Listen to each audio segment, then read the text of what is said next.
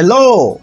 Once again, I say congratulations to you for taking this intentional decision to transform your life and to get results in specific areas.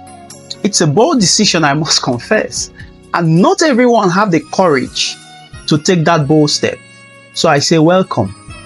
And I want to specially thank you, for trusting us enough to take this journey of transformation with you. We have seen major changes take place right before our eyes on so many occasions in the life of our clients, and we have no doubt whatsoever that yours will not be different from that same story. I want to hear a big amen to that. Normally, I start from the foundation, the beginning of it all. Imagine having a super machine. Just consider it. You have a super machine, and this super machine can transform anything and put in your hands anything that you want out of life. Your career, your relationship, your health, and happiness. How would that make you feel? Think about that for a moment. What if I told you that you already have this machine in your palms? And it's called your mindset. It's the invisible force that shapes your reality. It drives your decision. Your mindset determines your trajectory. Why? Because it controls your result. You see, your mindset is not just a part of you. No. It's the engine that drives your entire life. And today, we are going to be looking at how we use that machine, that super machine inside of you, to change every aspect of your life and to get the results that you want in your life and whatever you want out from life. There was a tragic experience sometime in 2021 in Lagos on the 1st of November. I was driving to Lekki from Gerald Road in Ikoyi. The road is usually a congestion-free road, almost a free pass heading to the Link Bridge. But that afternoon, there was a massive traffic congestion on the road. It was practically on lockdown. I had to take a longer route, to reach where I was going. Later, I was told that a 21-story building had just collapsed. Still under construction, but it collapsed on Gerald Road, causing that massive congestion. What I was thinking was, how can a 21-story building still under construction just collapse like a pack of cards? What really happened? Turns out that they were given approval to construct 15 floors, but they thought in their wisdom to add additional 7 floors on top of it, making it 21 stories, and they were using substandard materials. What was the result? The building collapsed, killing at least 40 persons and injuring many in the process. So these guys were practically using a substandard material, wrong drawing, wrong design on a faulty foundation. Now, I say that to say this. The foundation of anything that you do in life determines the result that you're going to get at the end of the day. I need you to write that down. The foundation of anything determines the result that you're going to get out of it. Your mindset is the foundation of your result. It determines every other thing. It determines every other thing is dependent on what you think, how you reason, and that is your mindset. I need you to know this. Is the engine, is the system, the engine on which the whole result, your entire life revolves, and that's your mindset. Now, when we say your mindset, what do we really mean?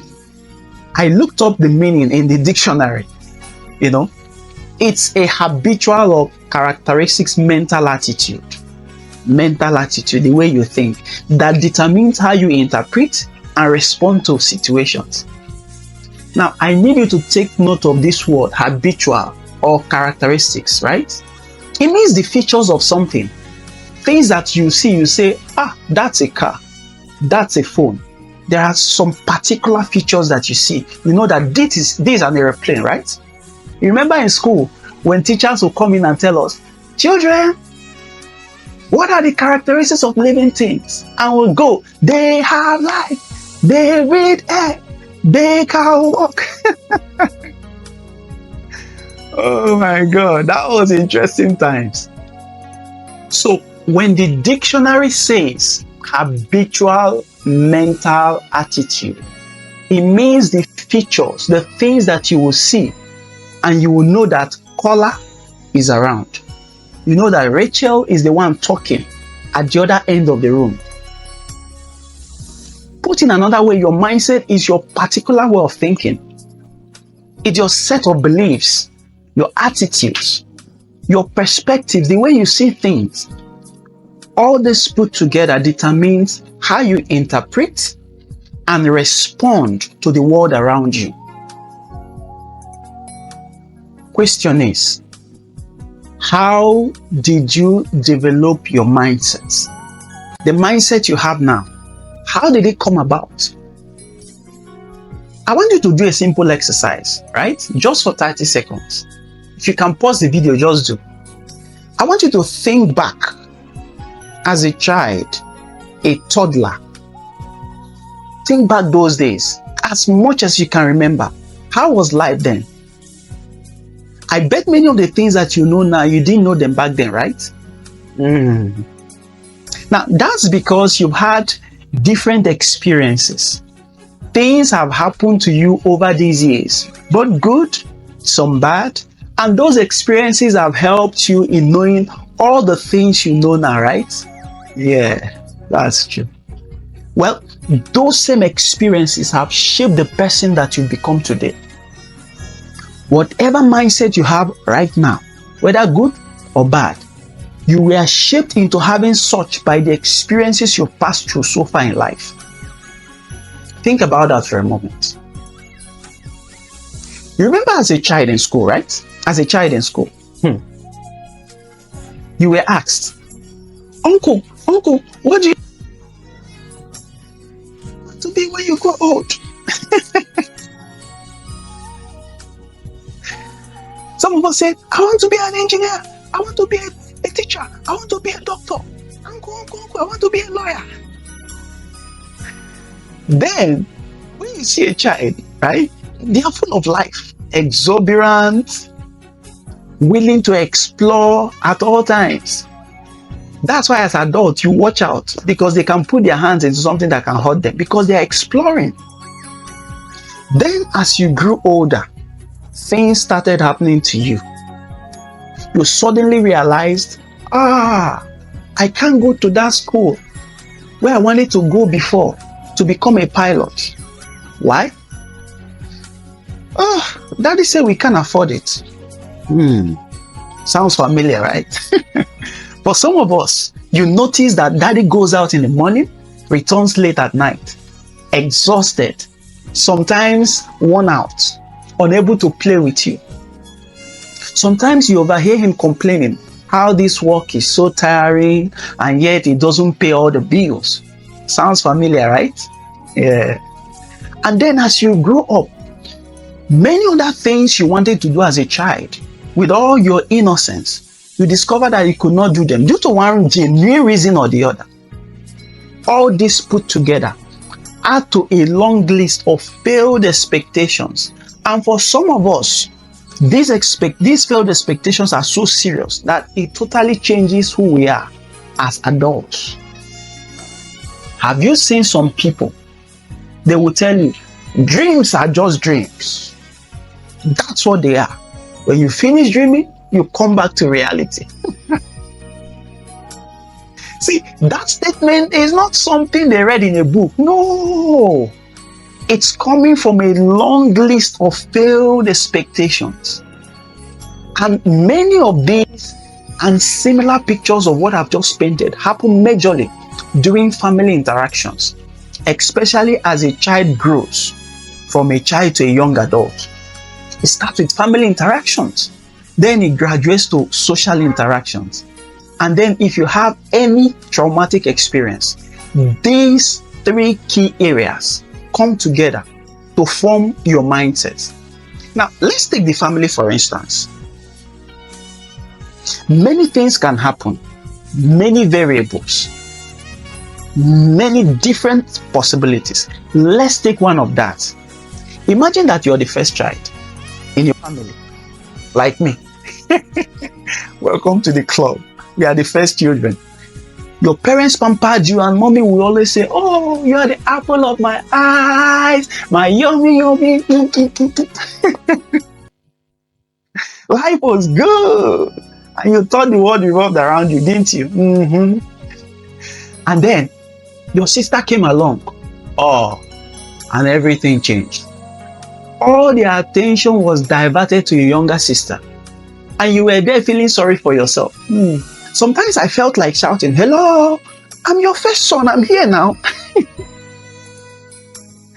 But you know that even if you say that, it won't make any difference.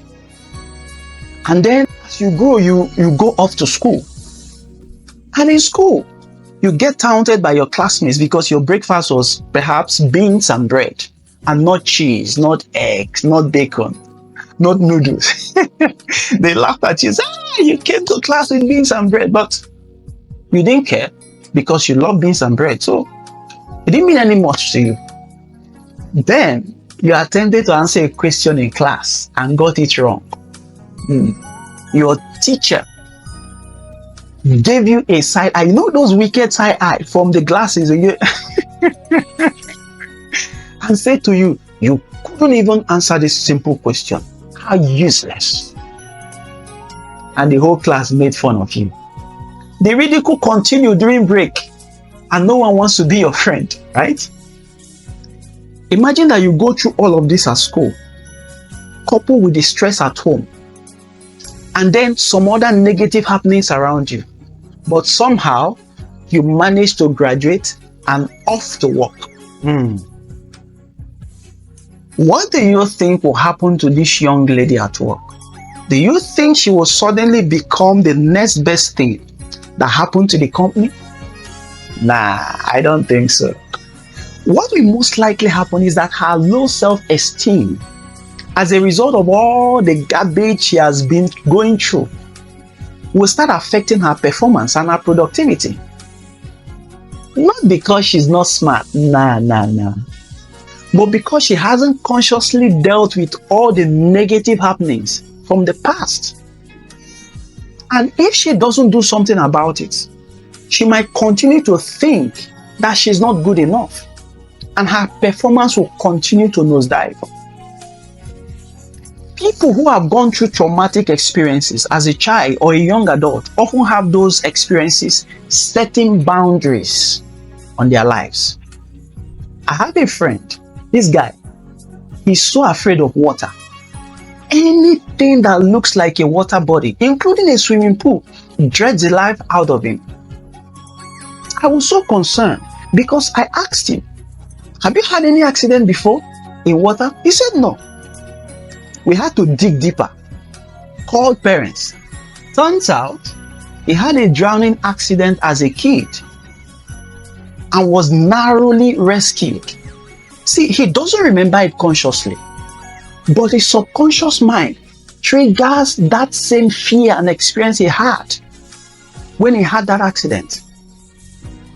Anytime he comes close to any water body. See, all these experiences put together leads to what we call learned helplessness. It's a situation where someone accepts a negative experience as normal, even when he can escape it.